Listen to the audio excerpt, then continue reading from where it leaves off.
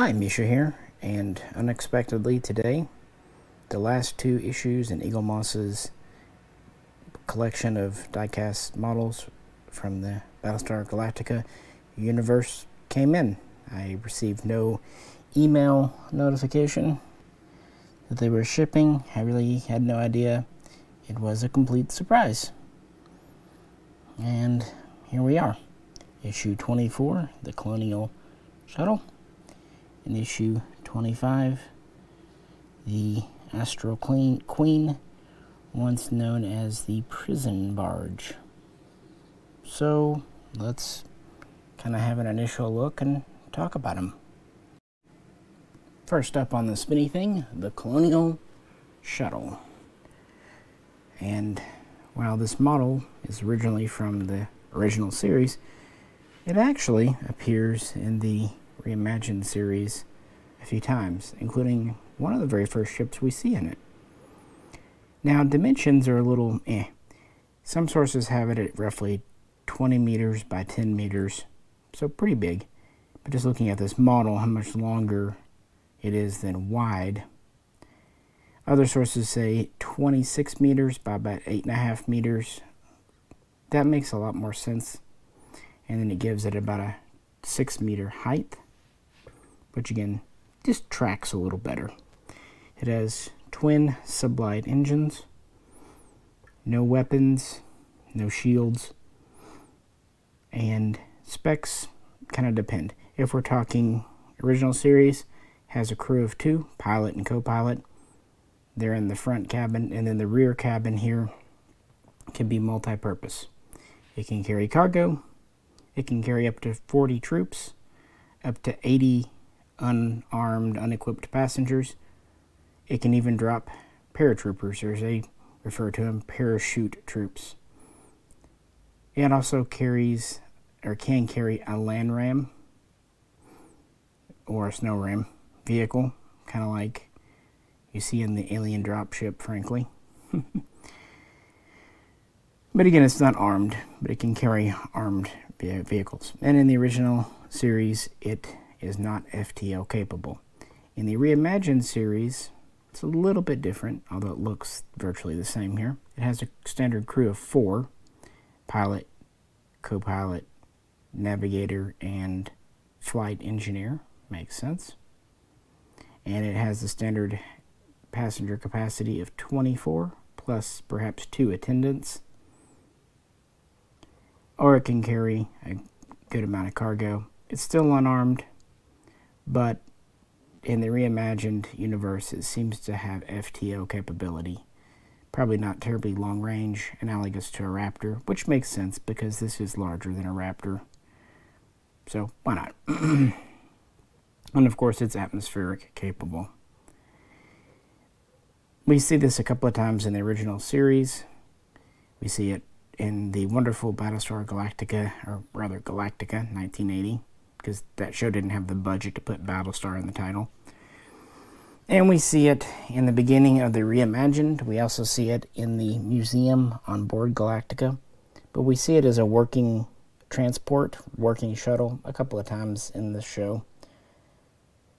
And yeah, this is really about the only kind of civilian or military passenger shuttle we see, and it makes perfect sense.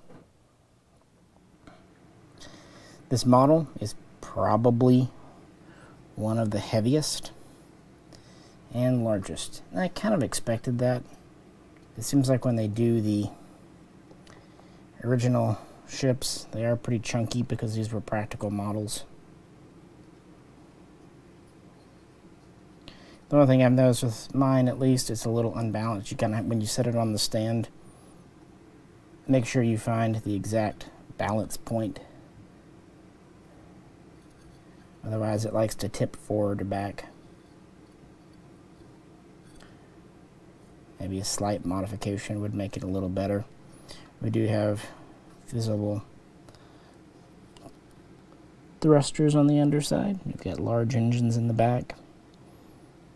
On top, much the same. This is one, of course, I had no idea what it looked like, and I'm not disappointed. It's nice to have this because this is kind of the third type of standard craft on board a Battlestar. You had the Vipers, of course, you had Raptors, and then you had these unarmed shuttles.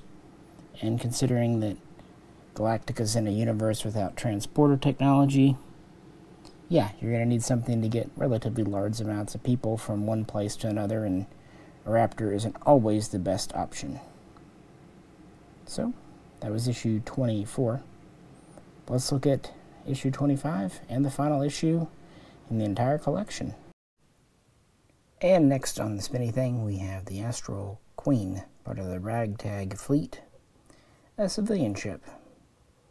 And we really don't have many of those in this collection, but if we're going to have one, this is a pretty good one to have. It was pretty prominently featured throughout the series, all the way from the beginning to the final episode. This started off life as a luxury passenger liner, said to be one of the tip-top that the colonies had. But it aged out, newer, fancier, more modern liners came in, and eventually it was sold off to a freight company, a hauler, and the company that owned it during the fall was contracted to take 1,500 prisoners to Caprica for parole hearings. And it was lucky during the fall. It was put out of direct line. It was discovered by Boomer and would rendezvous with the fleet. And from there, lots of fun hijinks ensue, most of them involving Tom Zarek, also known as the original Apollo. Good stuff. He was a terrorist. He took over the ship from Captain Wilkins. Don't feel bad for Wilkins. For one thing, he wasn't killed. For another, he wanted to kill all the prisoners. So, yeah, as bad as Zarek might have been, I don't think he was a lot better. It's about 258 meters long, so not tiny. Like I said, it carried up to 1,500 prisoners. It had 10 prison guards, plus it was operated by a relatively small crew of about 14. No weapons, no real defenses except flares.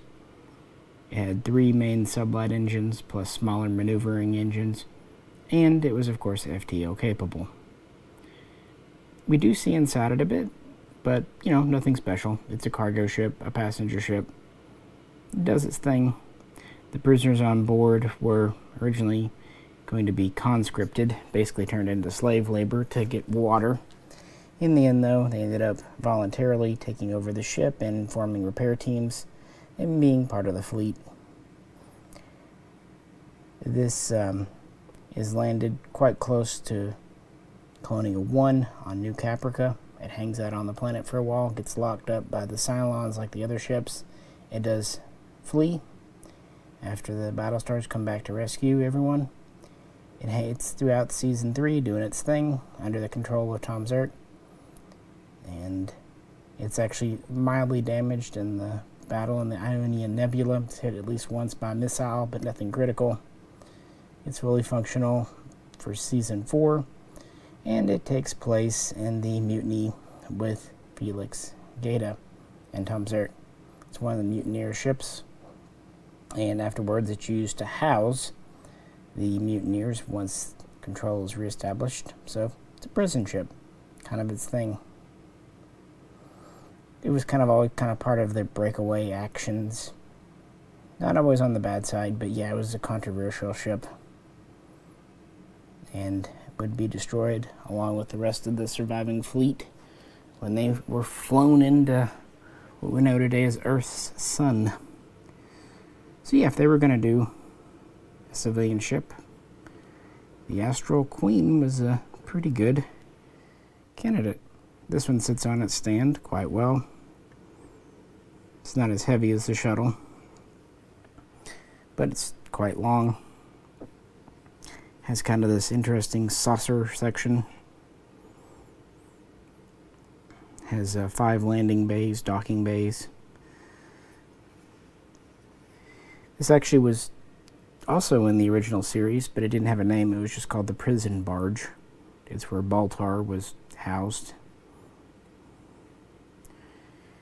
So it appeared in both series, but in the original it wasn't named. When it was in the reimagined, it was given the name Astral Queen to kind of commemorate the prison ship from the original Star Trek series, the episode Conscience of the King. So a little bit of a tribute there.